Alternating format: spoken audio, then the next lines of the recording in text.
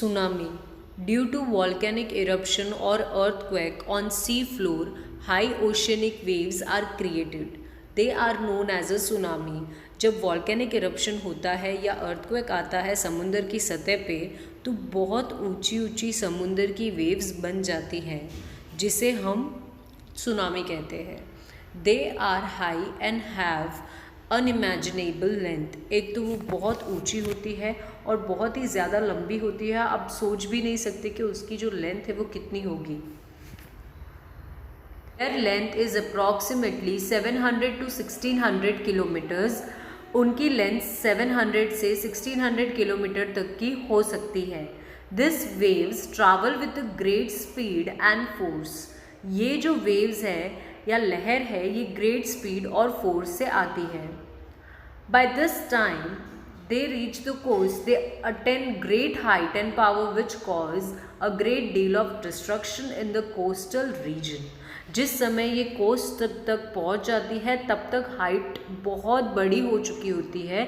इनके अंदर जो पावर है वो भी बहुत ज़्यादा होता है, जिसके वजह से कोस्टल इलाकों में बहुत भारी तबाही हो जाती है. It was witnessed on 11 March 2011 in Japan. और ये चीज़ जो है देखने को मिली थी हम लोगों को 11 मार्च 2011 जापान के अंदर. Strong and whirling wind also create big and strong waves. जिस तरह से हवाएं चल रही होती है उससे भी बहुत ज़्यादा बड़ी बड़ी और बहुत ही ताकतवर लहरें जनरेट होती है. Once the storms get over, these waves become tall with a height wavelength which can travel with a great distance. एक तरफ जैसे ही तूफान थमा वैसे ही ये जो वेव्स है ये बहुत ऊंची हो जाती है. इनकी वेवलेंथ बहुत ज़्यादा हो जाती है. Such waves cause a great deal of destruction in coastal region. और इनके वजह से कोस्टल इलाकों में बहुत ज़्यादा तबाही होती है. Hence they are known as a destructive waves. इसीलिए उन्हें डिस्ट्रक्टिव वेव कहा जाता है. At times rock falls, ice falls and और अंडर वाटर लैंडस्लाइड और slum can generate displacement of water to create a tsunami. जो पत्थर है उनका गिरना या आइस है उनका गिरना, ज़मीन के नीचे लैंडस्लाइड हो जाना या स्लम्स होना, इसके वजह से पानी में डिस्प्लेसमेंट आ जाती है, यानी कि या पानी जो है वो हटता है. इसके वजह से सुनामी आती है. Now we will see about the flood. The flow of excess of water in a river is called flood. Flood यानी कि बाढ़ जिसे हम कहते हैं जब बहुत ज़्यादा मात्रा में पानी नदियों में बहने लगता है तो उसे हम फ्लड कहते हैं. Flood occur due to 2 reasons. Heavy rain in upper course of river, and if a dam on a river breaks, flood occur in a low-lying areas on a river bank.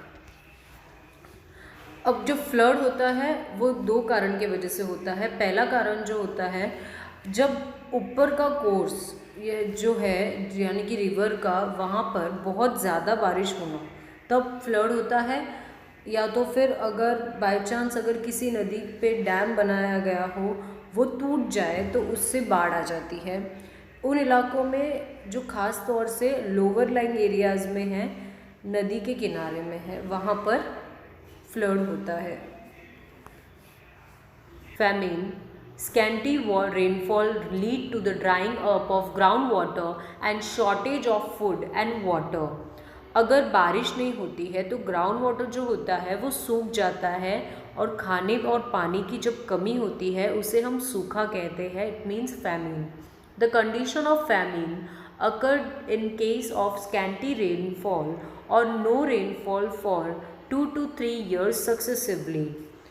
ये जो सूखा पड़ना होता है ये condition कब होती है जब बारिश की कमी हो या बारिश ना हो, बिल्कुल भी ना हो 2-3 साल तक, तब ये फैमिन जो है जब सूखा पड़ जाता है. The possibility of famine is less if we plant more trees. अगर हम पेड़ पौधे ज़्यादा लगाएंगे तो ये जो फैमिन की जो कमी होती है, जो सूखा पड़ जाता है, वो कम हो सकता है. Cyclone. The simple meaning of cyclone is air which blow at a great speed. Cyclone भी एक तरीके का तूफान है, हवा का बहुत तेज़ गति से चलता है. It can be called as a storm और व्हिरलविंड। इसको हम तूफान या भवंडर भी कह सकते हैं। The coastal areas of India experience cyclone every year. खास तौर से जो कोस्टल एरियाज होते हैं इंडिया के, उन्हें साइक्लोन ज़्यादा झेलना पड़ता है।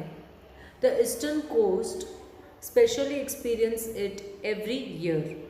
जहाँ पर ईस्टर्न कोस्ट है वहाँ पर साइक्लोन हर साल उठता है। The adjacent region also feel the effect of cyclone when it is at its highest intensity। अगर साइक्लोन की इंटेंसिटी बहुत ज़्यादा है तो आसपास के जितने भी इलाके होते हैं उसे भी साइक्लोन को एक्सपीरियंस मिलता है, मतलब वहाँ पे भी साइक्लोन होता है। However, this winds affect a limited area for a limited period of time। अब ये जो हवाएं हैं या ये बहुत कम एरिया में असर डालती है और बहुत कम समय के लिए होता है।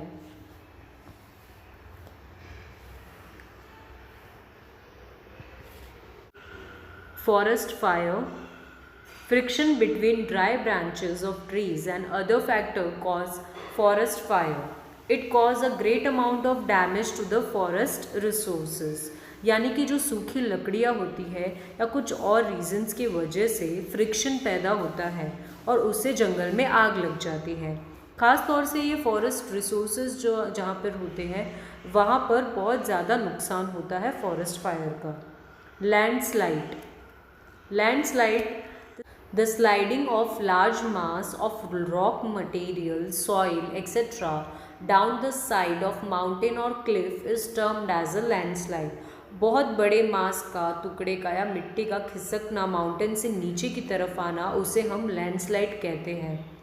2 factor causes landslide, excessive rainfall और एन अर्थक्वेक।